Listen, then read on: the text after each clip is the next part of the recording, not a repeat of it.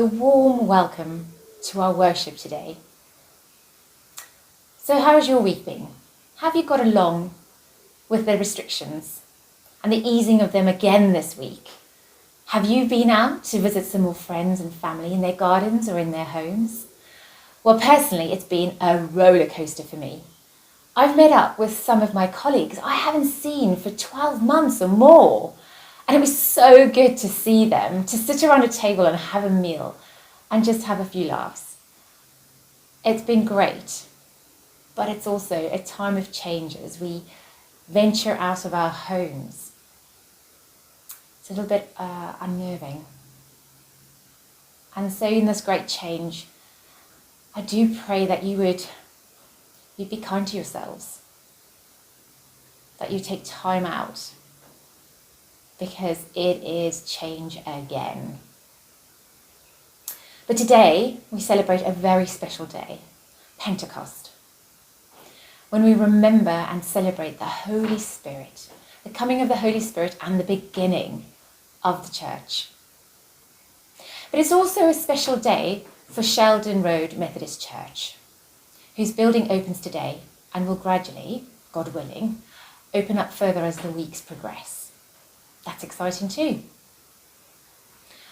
But today we're going to sing a song, we're going to listen to a Bible reading, and we'll have some prayers, and then a special item from Bev before we hear from Andrew, who will be sharing the main talk for today. But first, a short prayer.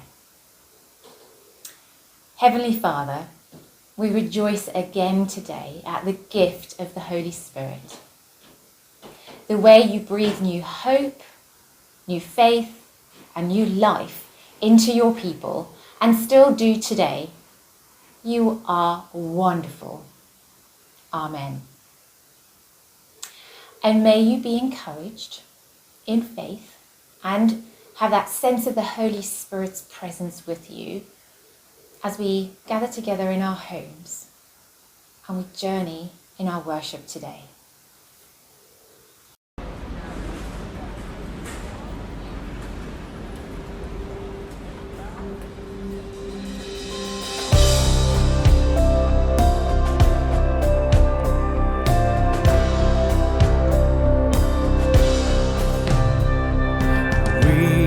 Seek your kingdom throughout every sphere. We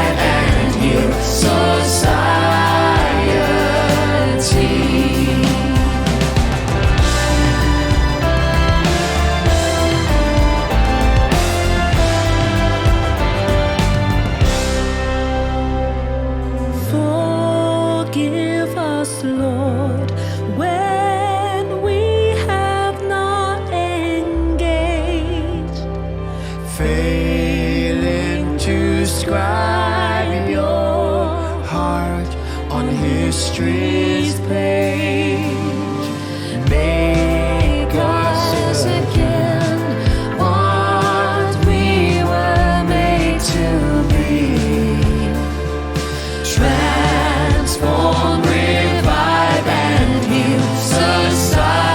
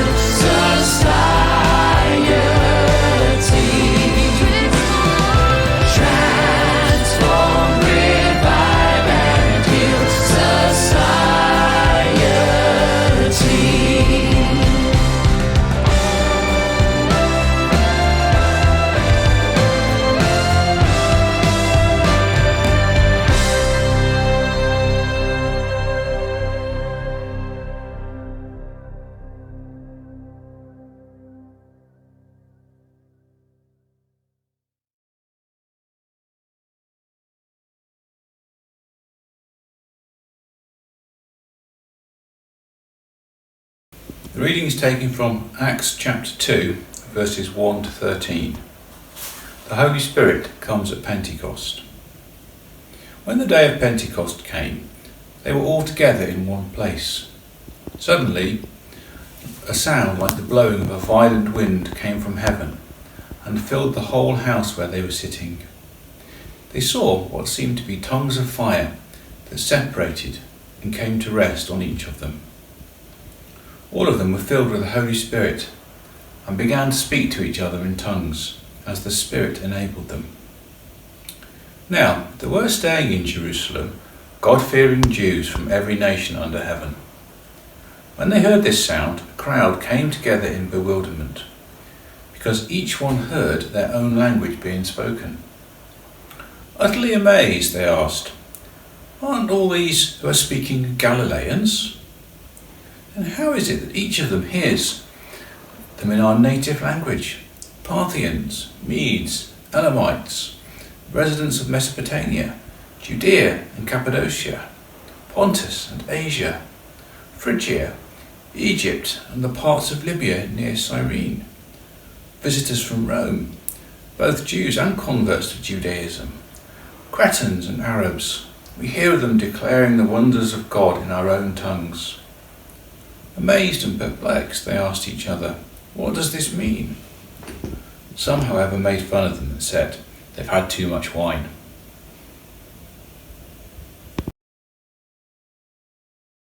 We now pray for the people and issues that are important to us. Come now, Holy Spirit, and renew the hearts of your people. Dear God, you love all you have made.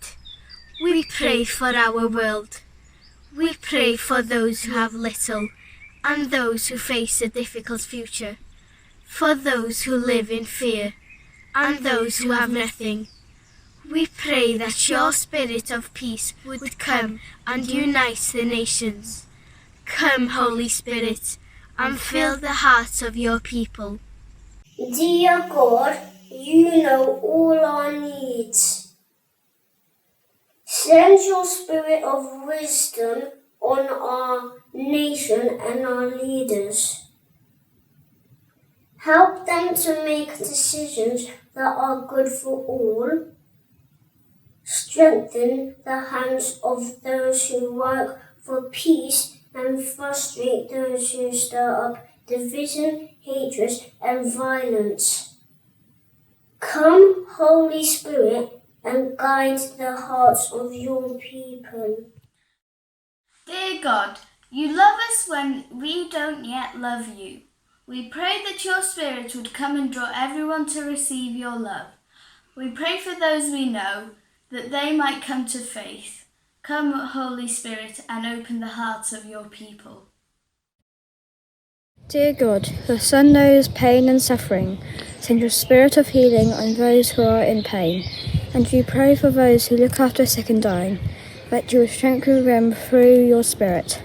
Come, Holy Spirit, and strengthen the hearts of your people.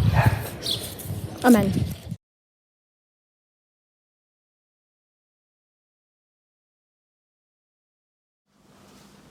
I've been having some trouble with this lamp and I need a child to come and help me. Joshy, could you come over here, please? Good boy. Right, come here. Okay, after 3, I would like you to say to the lamp, light up. Okay? Please, can you do that? Yeah. Okay, so 1, 2, 3. Light up. That worked. Okay, perhaps the lamp's a bit deaf, okay? Why don't you have a go at shouting at it? Can you say light up? Shout. Ready? 1, 2, 3. Light up. Okay, no, that's still not working. How about if we have someone else come and help us? Samuel and Eve. Samuel and Eva could come and help, couldn't they? Come on then, Samuel. Come on then, Eva. What I'd like you to do is after 3, could you please all say light up to the lamp? I can do Ready? that. You can do that? Okay, 1, 2, 3. Light up. Okay. I still don't think it can hear us. Maybe if we all do it together, that would really encourage it, wouldn't it then? I think it might do it. Ready? 1, 2, 3. Light up. Still not doing what we're asking it to. It's a very, very stubborn lamp. Maybe it is trying really hard, but it just needs a bit more encouragement. Then it will really shine then. So if we say after 3, ready? 1, 2, 3. Try harder. Okay. Still not Well, I working. think that we could stand here shouting and asking it to try harder all day, and it's not going to work. It's not going to light up. And that is because the lamp has no power. So let's plug it in and see what happens then. Okay. Plug it in. And Eva, would you turn, or Samuel, you can turn it on. No, I can't. There we go. So now the lamp can do what it was made to do. Don't keep switching it on and off. We'll leave it on. Leave it on. I don't know. So now the lamp was made what it can really do, and it can shine. Thank you very much, you 3. See you later. Let's go and see you in a minute.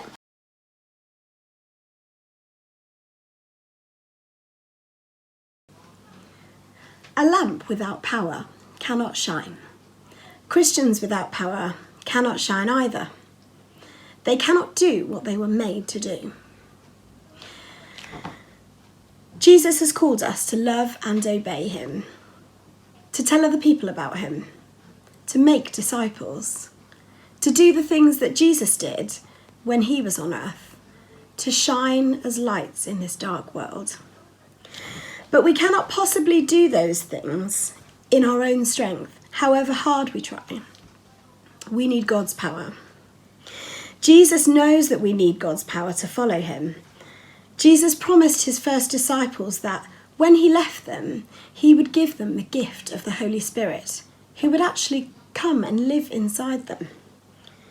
The Holy Spirit would give them the power they needed to follow Jesus.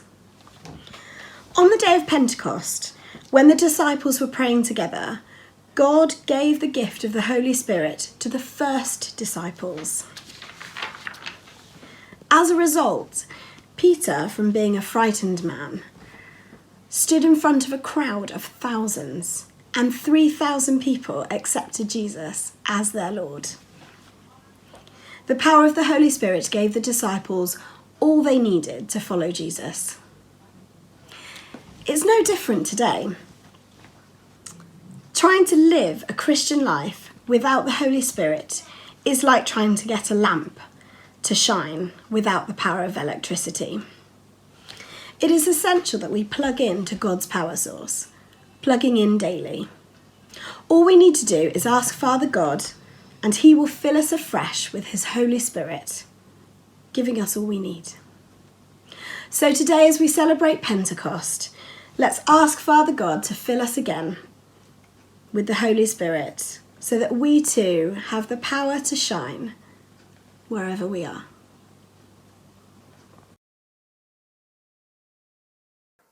Welcome. Welcome to the neighborhood and to my home. It's raining outside and it's quite windy, so I can't go outside today. It's an indoor study. It's a big day today in the life of the church because it's Pentecost Sunday, when we remember the coming of the Holy Spirit, the birth of the church. And it's also a special occasion for Sheldon Road Methodist Church because our building facility begins to be opened up. And that will gradually develop as the weeks go by, God willing, as long as we don't get some change in the COVID regulations. But so far, so good. Our study today is in 2 parts, and this is part 1. How do you find waiting? I smile because I find waiting really hard. Waiting for special celebration events like a birthday. Waiting for just simple things like supermarket queues. Supermarket queues can go on for miles at the moment, can't they? Maybe waiting for the end of COVID restrictions. It's so complicated working out what is allowed and what isn't allowed and what date it's allowed in. It's so complicated, but we have to pursue on. But there's a waiting in that, isn't there? And how do you get on with that? In Acts chapter 1, Jesus, before he returns to heaven, says to his disciples, I want you to wait. I want you to wait in Jerusalem, and I want you to wait actively by being in prayer. Pray for the coming of the Holy Spirit. Pray for your own preparations. Pray. Often when we have experienced momentous events, it is important to wait. Waiting to restore our energy. Because so often we have lost energy, we've lost enthusiasm, we've lost passion. It's been drained away with the pressures of what we've experienced. And we need to wait to get refreshed, to recover, to recharge. Getting ready for the next phase to unfold. The disciples themselves needed this positive pause because they'd experienced incredible days, the greatest days in history. Just think about it for a moment. Jesus Christ, their Savior and Lord, crucified on a cross. Then there's the resurrection and all that we've been studying in recent weeks to come to terms with. And then Jesus returns and ascends to the wonder and glory of heaven. And they'll be missing him. These are momentous events, and now they've got to prepare themselves for the coming of the Holy Spirit, and they don't know how that's going to happen or what is going to happen. The future is still unclear. So they actively wait in prayer. I wonder, in their hearts, how were they? Maybe some feeling patient, ready to do this active waiting. Others fretting, others chaffing at the bit, some hiding away. Probably all of the above, actually. Today, in our time, we can consider them to be historic. Pandemic has shaken our world. Old certainties to many extents have tumbled away. So we need to positively wait, to be refreshed and restored, reinvigorated with hope and expectation. How important it's going to be to re-establish relationships once again, to live in community one-to-one again, visit relatives, take holiday, get strong in mind and body to then move forward again in a post-pandemic landscape, which we don't know yet what it's going to look like, but we do know that God is going to be with us. And we do know that it's important to actively wait in prayer. Thank you so much to everybody that's taken part in Thy Kingdom Come. 10 days of focused, active prayer between Ascension and Pentecost, where we have joined with many churches across this country and indeed across the world, seeking the refreshing and renewing of our communities for justice and in truth, seeking on a personal level 5 people that we each know that do not yet know the wonderful love of Jesus in their lives. They do not yet know the Holy Spirit in their hearts. They do not yet know that their eternal future can be secure.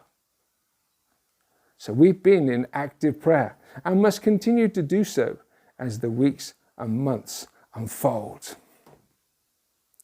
I love the quote of Hudson Taylor, the great missionary into China, who said, "The church at work does so on its knees. The church at work does so on its knees." It's a great picture. Our Bible reading at the beginning of chapter 2 of Acts finds the disciples, the Jesus followers, around about 120 or so, in a house praying. Must have been a big house. Fervently praying for the coming of the Holy Spirit.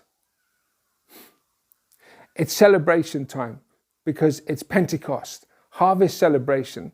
And what would happen at Pentecost is God-fearing Jews from many, many countries, if not the whole of the known world, would come to Jerusalem to celebrate this wonderful festival of Pentecost. The spectrum of humanity was there in all its shades and colors. And in that moment, on that special occasion, suddenly, the Holy Spirit comes. Suddenly, there is this very loud noise, like a howling mighty wind that reverberates around the house and into the community at large. A terrific sound was sweeping across the borders of that building into the community. The strange thing was, though, that there was no sign of it in the sense of blowing leaves or windows clattering or anything like that, but the sound was terrific. And then suddenly there was extra light in the room. There was fire. And this flame in the middle of this prayer meeting then separated out tongues of fire on each of those in that room as they received the Holy Spirit of God. Suddenly, they discovered they could speak in numerous foreign languages as they spontaneously started praising the wonders of God. God is wonderful. The first act of the Holy Spirit was to remind his followers, God is wonderful. Have you experienced the wonderfulness of God? The outworking on this special occasion of the wonderfulness of God through the Holy Spirit was that sparks began to fly. We'll find out in part 2 where those sparks went.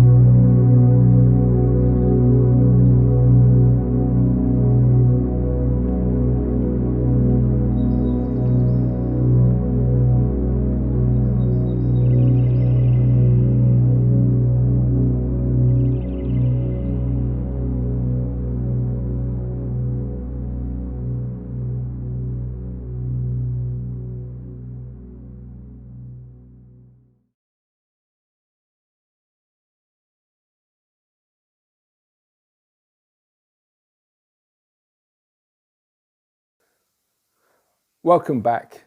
We now come to part 2 of our study this morning. The racket of the violent wind tugs the wider neighborhood towards the house of prayer. On arrival, these people from all sorts of foreign lands are amazed at what they see. They are astonished as they see ordinary local people now filled with the Holy Spirit, supernaturally able to speak a whole host of different languages. It befuddles them, it amazes them, it shocks them.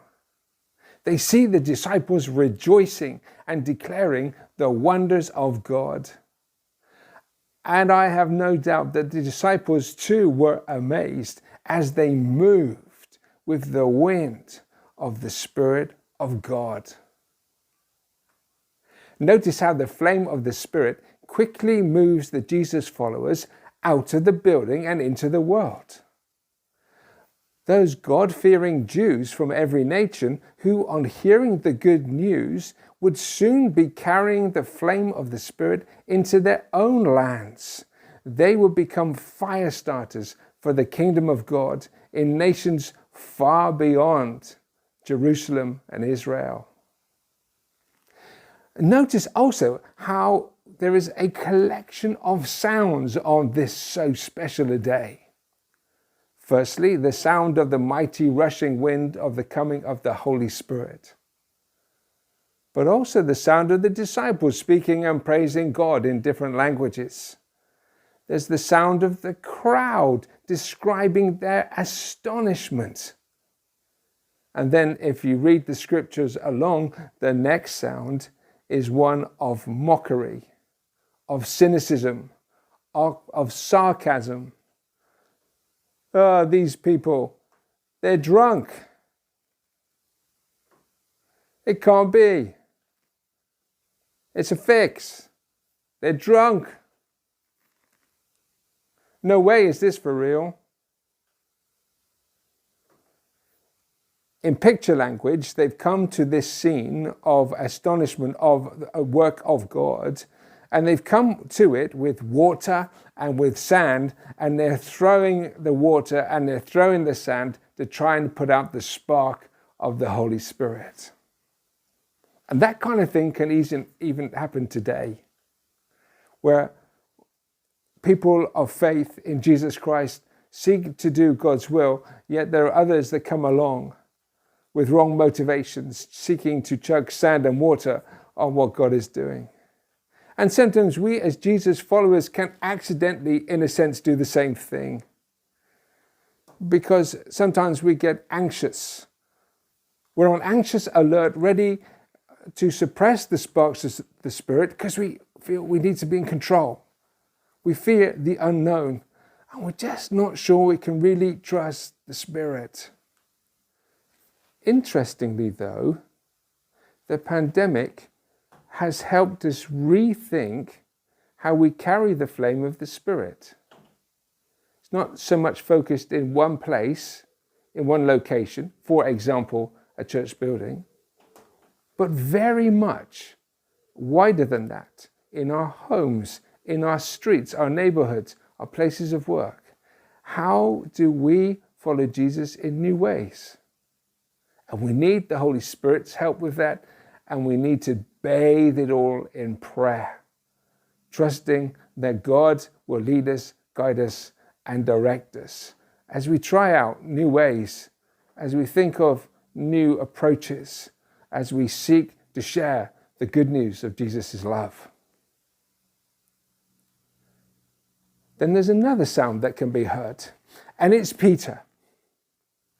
Peter speaking to the crowd with confidence and with clarity. He begins to share the good news of the gospel with the mass crowds. He is flowing with the enabling of the Holy Spirit. God is in charge. This was a new level of risk and trust that Peter was engaging with. Indeed, we all need to do so as we learn to flow with the Spirit's direction. It's a real challenge, but with God's help, we can do it. For me, it's a bit like riding a bike when you're a young child. When you're learning to ride a bike, you have stabilizers. And then a parent takes the stabilizers off and you think this is the end of the world. The parent stays close by and encourages you to take that risk. And sometimes you fall off, sometimes you cry, but then you try again, and finally you find out you can fly. In picture language, a whole new world of freedom and adventure arrives.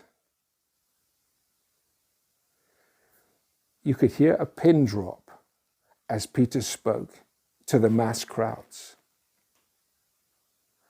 And in that quiet, thousands heard the most beautiful sound that you can ever hear. It was the voice of Jesus, who said in a myriad of different ways to different people, I love you. You're forgiven. Come follow me. Carry the flame. That very day, 3,000 people carried the flame, giving their lives to Jesus Christ. The inauguration or the beginning of the church.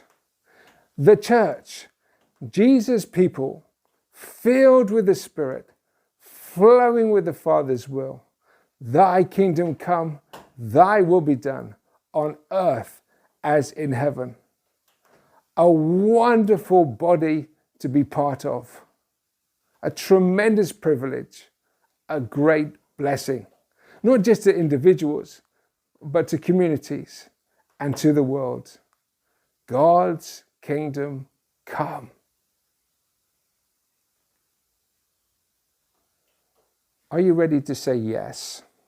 Say yes to Jesus. Are you ready for the flame of the Spirit? And if so, ask Jesus to come into your life today. And if you are already a Jesus follower, are you ready to get on your bike and allow the Father to take off the stabilizers? It is a risk. But what better risk than to trust your life into the hands of God and learn to flow in the Spirit, to be a fire starter for Jesus. Wow. So here we go. Oh. Keep going. Without stabilizers, there he goes. Yay! Come on. Oh, yes! Woo! May we each one rejoice this day, Pentecost, the birth of the church, the coming of the Holy Spirit, and may we be refreshed and renewed, not just for today, but each and every day as we celebrate the wonder of God. God is wonderful. Amen. Thank you to everyone who contributed to today. And thank you so much for joining us for today's worship. May you be blessed as you step into the week ahead. We're going to conclude with a final song and the Lord's Prayer. But before we say goodbye, a short prayer. Almighty and loving God, please open our hearts and minds to your Spirit, whoever we may be, and so equip us to live as your people, not just today, but every day. Our lives reflecting your glory and proclaiming your love, to the wonder of your name. Amen. So do be blessed this week, and may those Holy Spirit nudges nudge you forward into whatever it is that God has in store for you. Goodbye for now. Our Father, in heaven, hallowed be your name. Your kingdom come. Your will be done. On earth as it is in heaven. Give us this day our daily bread. forgive us our sins. as we forgive those who sin against us. Lead us not into temptation, but deliver us from evil. For the kingdom, the power, and the glory are yours, now and forever. Amen. Amen. Amen. Amen. Amen. Amen. Amen. Amen.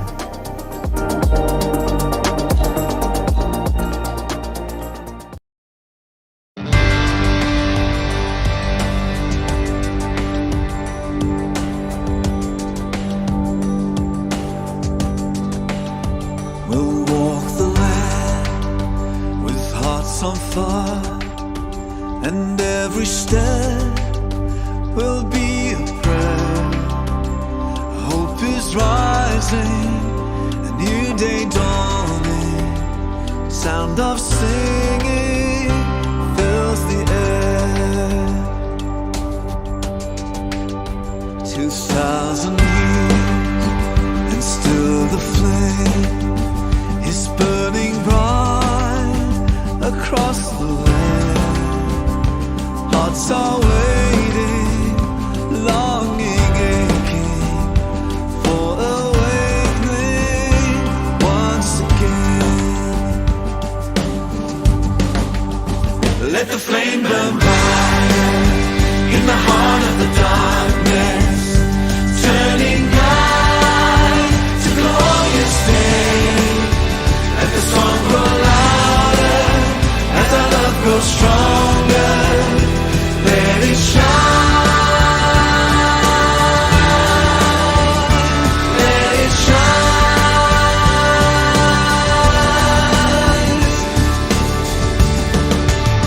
shine. We'll walk for truth, speak out for love. In Jesus' name, we shall be strong to lift the fallen, to save the children, to fill the nation with your song.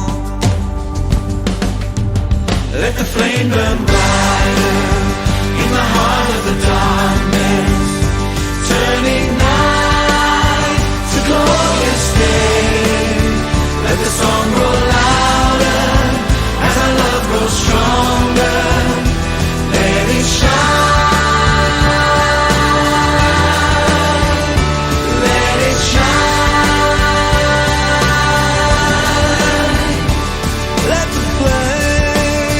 Let the flame burn brighter in the heart of the darkness, turning night to glorious day. Let the song grow louder as our love grows stronger.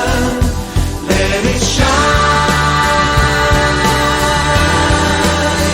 Let the flame burn brighter in the heart of the darkness, turning night to glorious day. Let the song grow louder as our love grows stronger. Let it shine. Let it shine. Let it shine. Let it shine.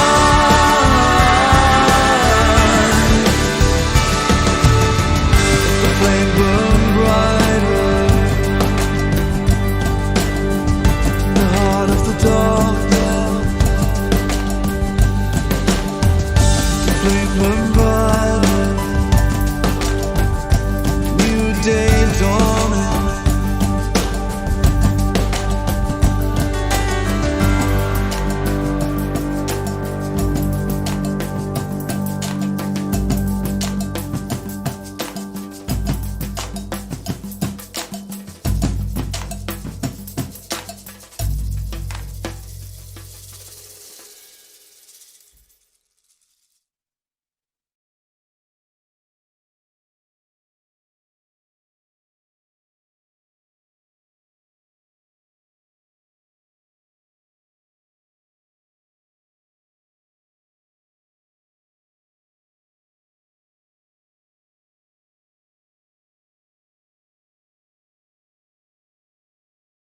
Thank you for your company today. If you're watching on YouTube, it will be helpful to us if you could subscribe to our channel.